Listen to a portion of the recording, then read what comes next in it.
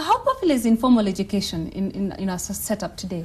I wouldn't say it's popular, but I think it is serving its need. It's a group of people, communities who have seen a situation where the education that is prevailing does not meet their needs, and therefore they have come in, or a group of parents who are motivated to educate their children and have felt that the government hasn't been able to provide them with enough education, and therefore they have come in. I think look at the context where these schools are provided. These are a slum context. Let me use the word that I don't like to use a lot, but we call them informal settlements. There are no proper schools as you know it. You won't find a Nairobi primary school type of school there. These are shanty structures. And, the only school that might exist could be one. In fact, as of 2003, I think one of the places didn't even have a government school. But the government has made a lot of effort to try and understand how they can co-opt some of these informal schools, try to provide support to them. But it is the motivation of the parents to educate their kids that actually is driving them to have all this manner of schools existing, especially in the slum context. But you see, one would wonder, because the objective of having free education was to especially cater for those who would not afford education. So we have more kids going to school. But now we have an education system that perhaps is not accommodating the very people who should more than anyone else be accommodated. So why then would the government sort of, when you say it does provide a curriculum but does not know what's going on, it sort of looks like the government has seemingly abandoned informal education. Why? Well, you're raising a good issue. I hope the government can take interest in it, but I think they're doing so. They haven't really abandoned them. I think the government is providing a good education, and FP was a good move. How much involved is the government?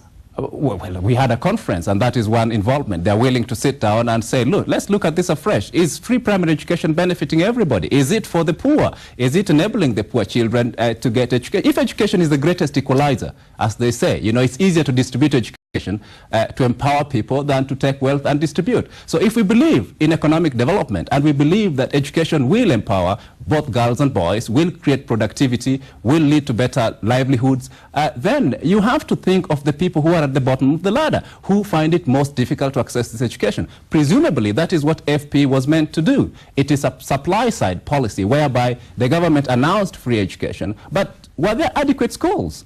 Obviously, that is the challenge. They have to think about these structures such as informal settlements, the slums, where you don't have a formal school system. How do you assist them? If you announce a policy which says all kids have to be in government schools and you don't have sufficient government schools, there have to be a rethinking. Can you build new schools? Or if you can't build new schools, what sort of education exists in these places we call slums? How can the government step in and work with the communities there to provide education that is of reasonable quality to these kids? And I think we had a discussion in this conference I'm talking about last week or about 2 weeks ago.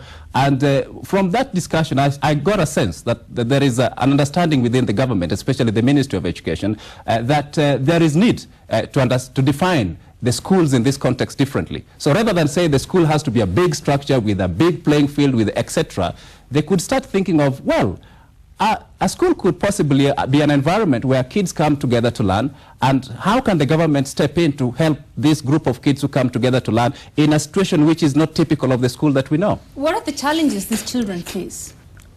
Obviously, one of the biggest challenges is the socioeconomic environment in which they live. These are informal slum settlements. These kids will obviously come from very difficult, disadvantaged positions. And so one of the challenge is, for example, do they gain enough support at home? Their parents are struggling to earn a living. And two, the environment in which they school, these are, obviously sometimes, tinned classrooms, mud classrooms. You understand the context of, say, Korokoch or Viwandani.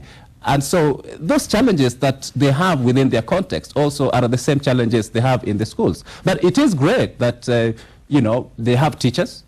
They have learning going on. The teachers are well-trained teachers? They're well-educated, but not necessarily well-trained. Of course, there has been a great supply of teachers in the country, and the government doesn't employ them as they used to do. And so as some way to be recruited by Teacher Service Commission, often some of them end up teaching in these informal schools and get some sort of what we call pay. Mm-hmm. But they do have teachers who are reasonably educated. Do we have success stories from these informal schools? Yes, there are a number of success stories. In fact, APHRC, African Population and Health Research Center, which is an international NGO and whose main mission is to conduct quality research and to use this research to inform policy and to improve the well-being of Africans in terms of population, health and education, has been able to raise some funds through its own networks and send some of these kids to secondary schools, and some of them are now gone to university. Who started from these informal schools, they paid for their secondary school, and some of them are at Moi University. I think there's one in Nairobi, about 4 or 5 of them are already at university, and they've come from the slums. Great. So how then do we build on this? I mean, clearly if we have this kind of success stories, what do we need to do to improve these informal schools? Well, what we need to do is partly what APHRC is doing, which is to, and which I'm glad, you know, the government is willing to be engaged on, is to debate these issues and to say, look, these are not people who can be left behind. We can bring everybody on board. And what are the right policies, what are the right decisions that have to be made by the government and together with the people and the communities to support kids who are from disadvantaged environments. And if you talk of Nairobi now, with 60% of the population in Nairobi obviously living in informal settlements, I would say so. And so if you're going to have a policy that improves urban context, then one of the things you have to think about is, while we wait to improve the living standards and the housing in the slums, how do we educate the kids? The only way you can eradicate the slums in the first place is to make sure that the kids in the slums are better educated, so that in future they don't continue to live in the slums. You have to break the circle. And there is no better way to break the circle of poverty and the condition and environment where they live other than education. If we invest in their good education, we are surely rebuilding the slums in a different way. So do we need to accept this informal education as a reality, or shall there be a day that free education, formal free education, will accommodate everyone? I think that is the direction we are going to. One of the things is to recognize the fact that in spite of free primary education, there are a lot of kids who still don't go to school as we know it. They are going to what we call informal schools, and where they pay some amount of money. And these are very poor kids. And how can the government work with these schools, provide the mechanisms, provide accountability system within these schools that can allow for proper inspection and that can allow for these kids to have a reasonably quality education that can lead to improved livelihood and educational outcomes for them? So as we wind up, there are schools, especially in the poor areas, where you'll see the government providing even food to these children. Does this happen in informal schools? I don't think the government provides food, but there are well-wishers and a number of organizations that provide food to these schools. But I think the government is looking into this, and I hope as we continue to engage, they will understand the need to look into this more deeply, especially in Nairobi and other urban contexts. It's the same context. You know, when we used to talk about rural areas being behind urban areas, and the government paid a lot of effort to build schools in the rural, including the Harambee system that worked very well.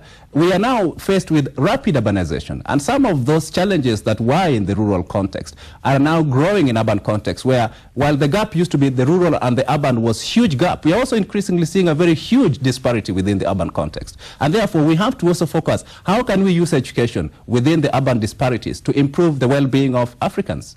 Okay, we have to leave it there, but thank you for coming to talk to us today. Thank you very much.